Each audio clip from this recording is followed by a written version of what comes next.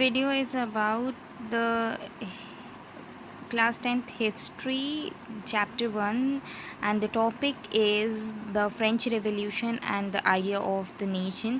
इसके पहले हमने जो चीज़ें कवर की थी वो था कि हमने फेडरिक सोरियो की पेंटिंग के बारे में पढ़ा था, उससे जो भी सोशो इकोनॉमिक कंडीशन अराइज़ हुई थी उनके बारे में पढ़ा था, नेशन स्टेट के कॉन्सेप्ट को पढ़ा था।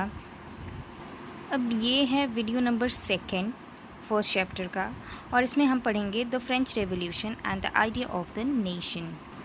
So the first line says the first clear expression of nationalism come with the French Revolution in 1789।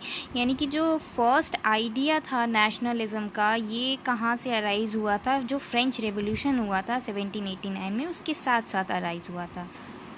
इसके आगे वो France as you would remember was a full fledged territorial state in the 1789। अगर आपको 9th का course याद होगा तो हमने फ्रांस के बारे में पढ़ा था, तो उसमें जो फ्रांस दिखाया गया था वो एक फुल फ्लेज्ड टेरिटोरियल स्टेट के रूप में दिखाया गया था। वो एक एब्सोल्यूट मोनार्क के रूप में गवर्नमेंट थी जो फ्रेंच था। The political and the constitutional changes that come to wake of French Revolution lead to the transfer of sovereignty from monarchy to the body of French citizen। तो जो French revolution हुआ था उसकी वजह से जो पॉलिटिकल और कॉन्स्टिट्यूशनल चेंजेस आए थे फ्रांस में, उसकी वजह से जो गवर्नमेंट है वो पहले मोनार्की थी, फिर वो body of citizen French citizen यानी कि ऐसी गवर्नमेंट के रूप में ट्रांसफ़र हो गई जो कि वहाँ के लोग चुनते थे। The revolution proclaimed that it was a people who henceforth constitute the nation and the shape of its destiny। यानी कि ये जो रेवोल्यूशन हुआ था इससे ओवरऑल क्या निकल के आया कि जो फ्रांस की डेस्टिनी थी, यानी फ्रांस का जो भी गवर्नमेंट था, जो पॉलिटिकल सिस्टम था, वो वहाँ के लोग चलाएंगे, ना कि कोई monarchy. From the very beginning, the French revolutionaries introduced the various measures and practices that would create a sense of collective identity among the French people। यानी कि जो फ्रांस था वो एज अ कलेक्टिव आइडेंटिटी के साथ emerge वहाँ के लोग हुए। जैसे कि हम एग्ज़ाम्पल ले सकते हैं इंडिया का, हम कहेंगे कि हम इंडियंस हैं, लेकिन हम बिलोंग कहाँ से करते हैं, हम डिफरेंट स्टेट्स से बिलोंग करते हैं। तो हमारे बीच में एक इक्वल आइडेंटिटी है, वो क्या है, हम इंडियंस हैं। तो वैसे ही फ्रेंच लोगों के बीच में एक कलेक्टिव आइडेंटिटी डेवलप हुई। तो फ्रेंच के लोगों ने ये जो कलेक्टिव आइडेंटिटी का कॉन्सेप्ट था ये लाने के लिए उन्होंने इंट्रोड्यूस किया the idea of la patrie and the la citizen, यानी कि द सिटीज़न। तो अब इसका मतलब क्या था, तो हम एग्ज़ाम्पल ले सकते हैं कि जैसे हम भारत माता बोलते हैं, तो यानी कि भारत को हम अपनी एज अ मदर डिनोट करते हैं, तो वैसे ही वहाँ के लोगों ने कलेक्टिव यूनिटी या फिर आइडिया को डेवलप करने के लिए फ्रांस को एज अ फादर डिनोट किया, as a fatherland denote किया, जिसको ला पैट्री कहा जाता है। और हम सब क्या हैं, वहाँ के ली सिटीजन यानी कि वहाँ के सिटीजन्स हैं। और इस चीज़ पे एम्फसाइज़ इसलिए किया गया क्योंकि वहाँ के लोगों में एक कम्युनिटी, एक यूनिटी की भावना जाग सके और लोगों को इक्वल राइट मिल सके। और ये जो अधिकार है, इक्वल राइट है, वो किसके द्वारा दिया गया है, कॉन्स्टिट्यूशन के द्वारा। इसके बाद अ न्यू फ्रेंच फ्लैग और द ट्राई कलर, यानी कि एक फ्रेंच फ्लैग लाया गया जो जिसमें 3 कलर थे, वो chosen and replace to former royal standard. जो उसके पहले फ्रांस में फ्लैग यूज़ हो रहा था उसको रिप्लेस करने के लिए। इसके बाद the state general was elected by the body of active citizen and re name the national assembly. उसके बाद लोगों के द्वारा स्टेट जनरल को इलेक्ट किया गया जिसका नाम फिर से रखा गया नेशनल असेंबली। इसके बाद लोगों ने नए ओथ्स बनाए, नए पोइट्री लिखी, नए मैट्रिक्स लिखे। मैट्रिक्स दैट इज़ कॉममेमोरेटेड मीन्स कि बेसिकली ये सारी चीज़ें इसलिए की गई कि नेशन में लोगों को यूनिटी की भावना जाग सके, एक कलेक्टिवनेस की भावना जाग सके। देखा फ्रेंच रिवॉल्यूशन में क्या क्या किया गया, एक कलेक्टिवनेस की भावना जागी, ला पैट्री एंड ला द सिटीजन का कॉन्सेप्ट लाया गया, द फादर लैंड का एंड द सिटीजन का। उसके बाद कम्युनिटी ने अपने इक्वल राइट्स डिस्ट्रीब्यूट किए through the constitution, French flag लाया गया। स्टेट जनरल को इलेक्ट किया गया, उसको रीनेम किया गया नेशनल असेंबली में, नए नए ओथ और गाने लिखे गए in the name of nation. ये सब कुछ किसके लिए किया गया? नेशन के लिए। इसके बाद a centralize administrative system as a put in the place of formulated uniform laws for all citizen with in its territory. Means कि एक सेंट्रलाइज एडमिनिस्ट्रेटिव सिस्टम लाया गया जिसमें यूनिफॉर्म लॉ बनाया गया है, जो वहाँ की उसकी टेरिटरी में लोग रहते थे उनके लिए इक्वल राइट दिए गए और यूनिफॉर्म लॉज बनाए गए। तो यानी कि बेसिक कॉन्सेप्ट ये था कि सारे लोगों को इक्वल राइट्स मिलेंगे, इक्वल कस्टम ड्यूटीज़ मिलेंगी। लेकिन जब जो मोनार्की सिस्टम था उसके पहले वो ऐसा नहीं करता था, वो कुछ स्पेसिफ़िक लोगों को स्पेसिफ़िक पावर प्रोवाइड कराता था।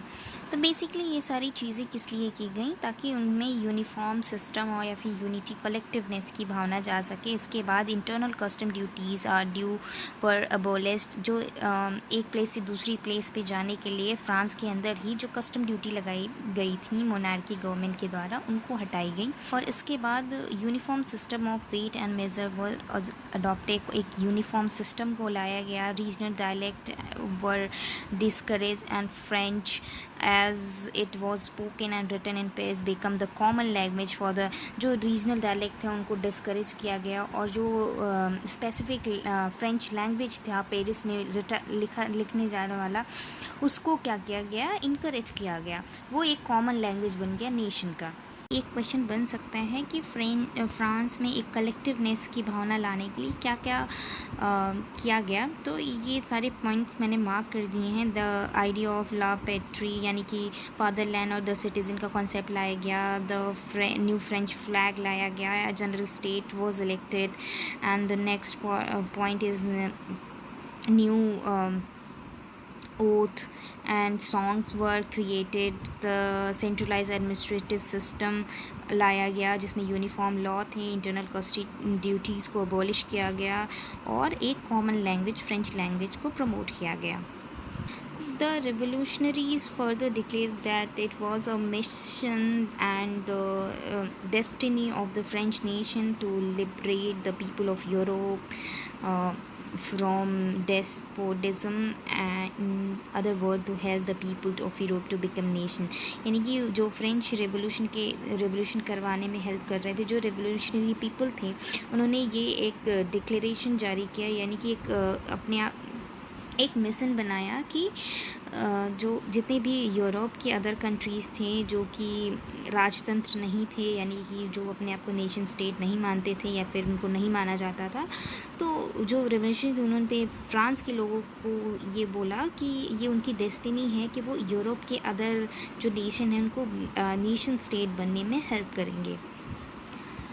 When the news of event in the France reached the different cities of Europe, student and other member of educated middle class began setting up the Jacobin clubs. Their activities and campaigns prepared the way for the French armies, which moved into Holland, Belgium, Switzerland, and much of Italy in the 1790s.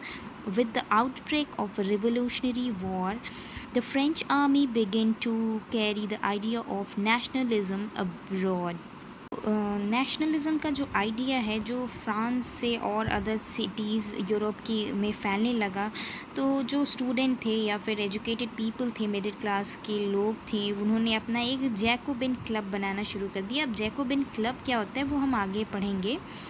वो भी लोग भी चाहते थे कि उनकी countries भी democratic country बने, लेकिन इसकी जो एक्टिविटीज़ थी, जो कैंपेन थी, उनके थ्रू उन्होंने फ्रेंच आर्मी को मदद किया ताकि वो दूसरे कंट्रीज़ को नेशनलिज़म की तरफ ले जाए। तो इसकी हेल्प से जो फ्रेंच आर्मीज़ थी उन्होंने Holland, Belgium, Switzerland and part of Italy को 1790s के दौरान कब्ज़ा कर लिया था, इन पर अटैक कर दिया था।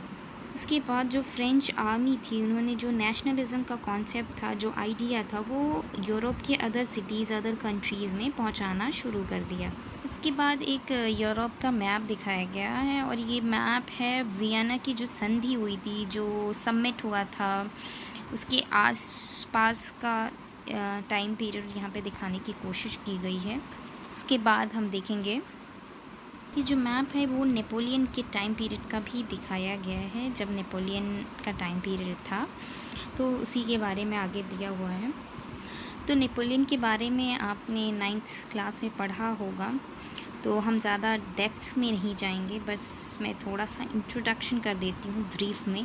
1804 में उसने सत्ता पर कब्जा किया था फ्रांस की, और जो फ्रांस की नेशनल असेंबली थी उसको उसने भंग कर दिया था, और जो वहाँ का डेमोक्रेटिक सिस्टम था उसको उसने समाप्त कर दिया था। सत्ता में आया तो उसने बहुत सारे रिफॉर्म किया फ्रांस की गवर्नमेंट में, वहाँ के पॉलिटिकल सिस्टम में, और वहाँ पे उसने मोनार्की सिस्टम को लागू किया। Though a return to monarchy, Napoleon had no doubt destroyed the democracy in France, but in administrative field he had incorporated revolutionary principle in order to make the whole system more rational and efficient. तो Napoleon के राजा बनने से यहाँ पे कोई doubt नहीं है कि जो डेमोक्रेटिक सिस्टम था, जो डेमोक्रेसी थी, वो ख़त्म हो चुकी थी और उसकी जगह पे मोनार्की गवर्नमेंट आ चुकी थी। तो अगर हम एडमिनिस्ट्रेशन की बात करें तो उसने बहुत सारे रेवोल्यूशनरी चेंजेस करे थे, ताकि वहाँ का जो सिस्टम है उसमें बहुत सारे रैशनल डिफरेंसेस आ सके, और जो सिस्टम था वो ज़्यादा एफिशिएंट बन सके और ज़्यादा अच्छी तरह से काम कर सके। तो civil code 1804, usually known as the Napoleon code, it is very important for the exam perspective, you have to learn it, the civil code 1804। तो ये जो नेपोलियन कोड था उसमें क्या कहा गया, जो जितने भी प्रिविलेज लोग थे बाय बर्थ, उनसे उनकी जो प्रिविलेज थी वो छीन ली गई, और एक लॉ लाया गया जिसमें इक्वल राइट्स की बात की गई। और इस चीज़ को लागू करने के बाद the code was exported to the region under French control, और फ्रांस के अलावा ऐसे जितने भी रीजन थे जो कि फ्रेंच के कंट्रोल में थे वहाँ पे एक्सपोर्ट किया गया ये जो नेपोलियन कोड था इसको। In the Dutch Republic, in Switzerland, in Italy and Germany, Napoleon simplified the administrative division, abolished the feudal system and freed the peasant from the serfdom and manorial dues. In the town to Gil, the restrictions were removed, transport and communication system were improved, present artisan work and new businessmen enjoyed the newfound freedom. तो ये जो Napoleon code था, जहाँ भी France के अलावा जो भी फ्रेंच अधिकृत प्लेसेस थे वहाँ पे, लाइक इटली, जर्मनी, वहाँ स्विट्ज़रलैंड, वहाँ पे नेपोलियन ने ये जो नेपोलियन कोड का लॉ है इसको इम्पोज़ किया, और वहाँ की जो एडमिनिस्ट्रेटिव गवर्नमेंट है उसको क्या किया, सिंप्लीफाइड किया। यहाँ पे फ्यूडल सिस्टम को फ्री कर दिया गया, present from the serfdom and monarchy due को हटा दिया गया,